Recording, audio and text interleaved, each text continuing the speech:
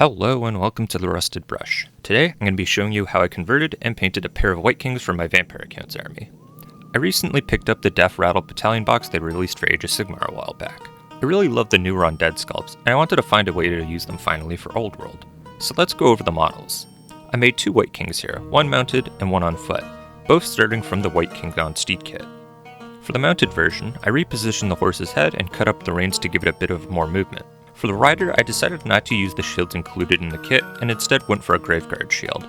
I'm keeping the rider and shield separate for now so that they're easier to paint. For the dismounted version, I used the lower half of a Death Rattle skeleton and then used cloth from that torso to drape over the legs. I also used another Graveguard shield and added an arrow to his chest with a matching arrow on the base to help sell the story. The kit also comes with a large grave piece that the horse is supposed to stand on, but there was no way that was going to fit on the base. Instead, I'll be using that as terrain later on. With that covered, let's move on to painting. I started by priming everything black. I'm going to be using mostly darker tones throughout this whole process, which you'll see pretty quickly. I wanted a heavily weathered and grimy look, so early on I applied the AK neutral texture to parts of the model, mainly the armor. This helps add physical texture and really sells corrosion and build up grime later on.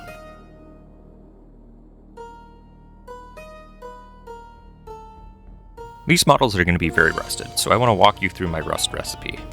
First, I painted all the areas I wanted rusted with AK Lever Brown.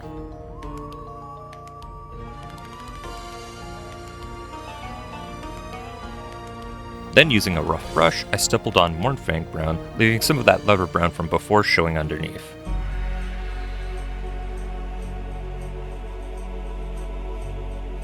Next, I use AK Orange Brown with a bit of foam dabbing onto the surface.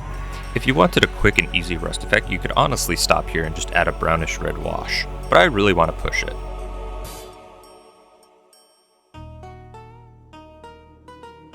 At this point, I'm going to pause on the rust because I want to use Enamels later on. Before that, I wanted to get all the base colors down. For the bones, I started with XV88. This makes it much easier to build up lighter bone colors later on.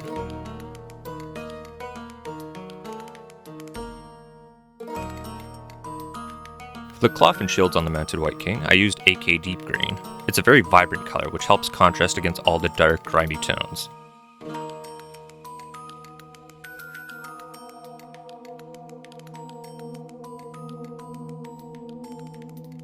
For the Wight King on foot, I painted the cloth using Vallejo Purple, mixed with a bit of Army Painter Purple Swarm.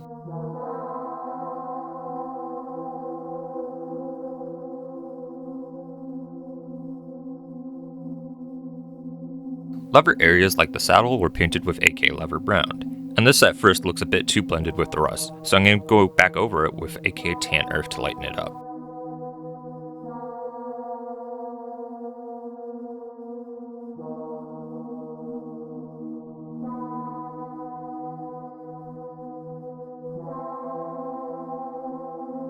I brightened the green cloth with AK Light Green.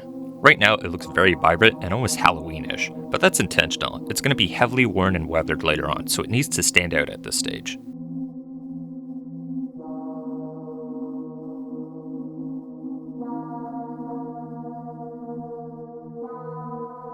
Any bits of wood on the models were painted with Typhon Ash. Aged wood usually shifts towards grays and off-whites rather than brown tones, and this also helps it not blend into the rusty areas.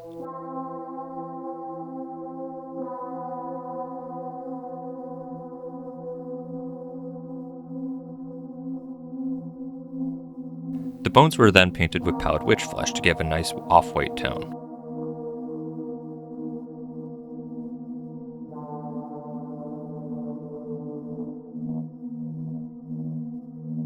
For the fern hair, I used Ushabti bone to give a warm, creamy color.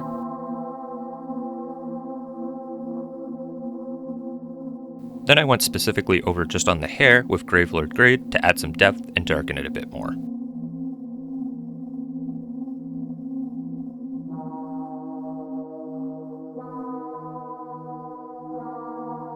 I repainted the purple cloth with just Vallejo Purple to brighten it back up, just like I did with the green.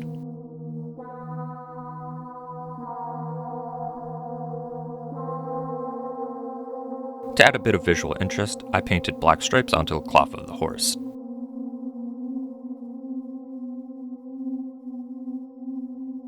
Next, I started working on a freehand eye on the shield. Here's how I approached it. First, I painted the basic shape using Black Templar contrast. Then I filled it in with Mechanicus Standard Gray, just leaving a border.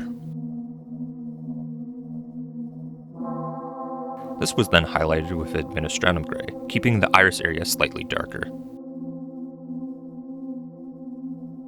Finally, I add a small highlight with AK Wight.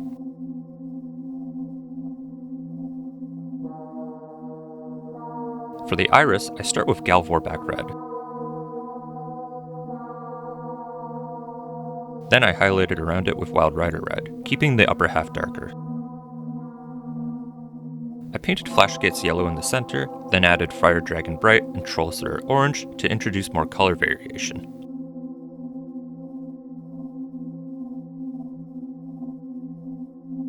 After that, I added a black dot for the pupil and a small white dot in the upper right of the eye.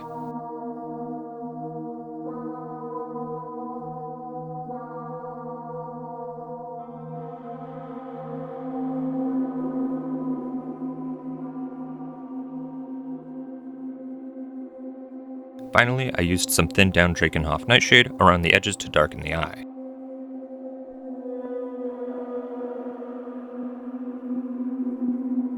With that done, it was time to move on the enamels. For Christmas, I was gifted a Villainy ink set, and this was my first chance to really use it.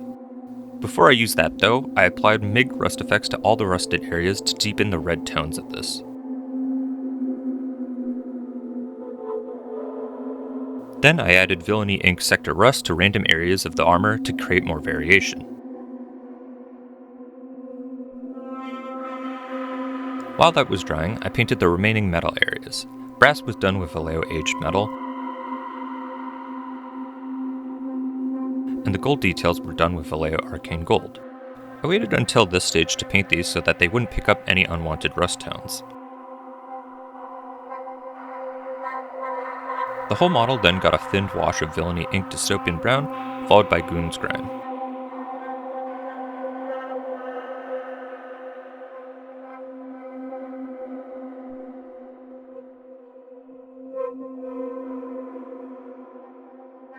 For the bones and cloth specifically, I used Ichor of the Damned to darken them up.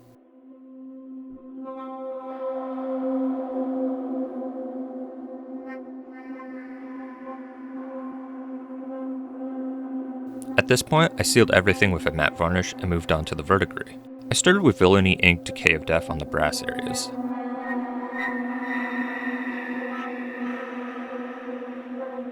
While that dried, I added scratches and chips to the rusted armor using Vallejo Sterling Silver.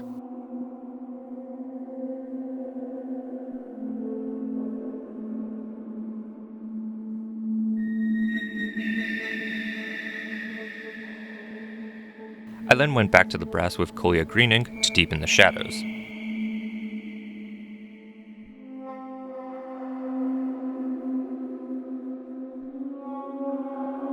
Then I stippled on some AK pastel blue to brighten the verdigris.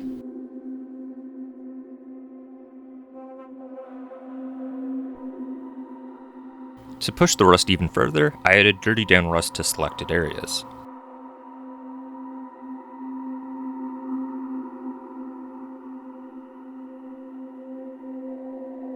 To age the model entirely, I applied AK NATO rain marks and thinned them down with white spirits. I really like how this simulates dust and fading and general age.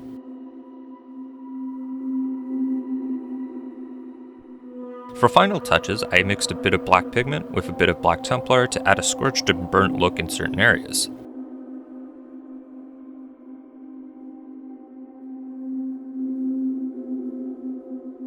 For the basing, I used a mix of Crit Scenics materials, AK Ice Sparkles, and Dead Seagrass to create a cold, frosty environment.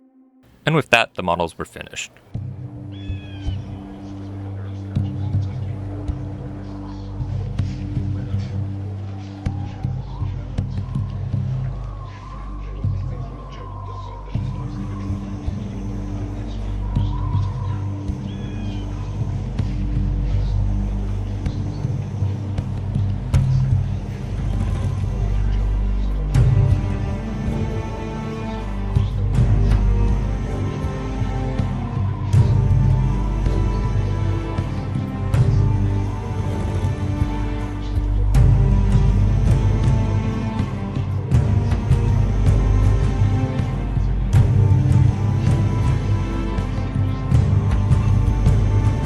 Now I know this isn't everyone's cup of tea, but I really enjoy Blanchitsu and the Grimdark style, and I think these models fit perfect for it.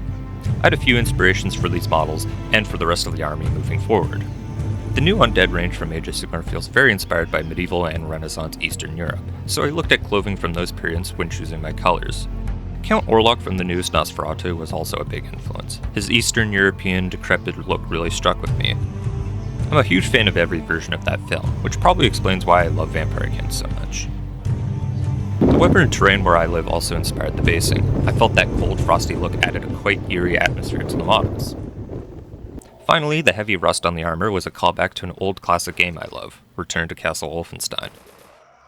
The undead soldiers are heavily rusted, aged, and very gothic, and that definitely influenced this project. Anyways, I hope you enjoyed the video. Expect the next one to be another paint and chat. Let me know your thoughts in the comments. Please like and subscribe. Take care, everyone.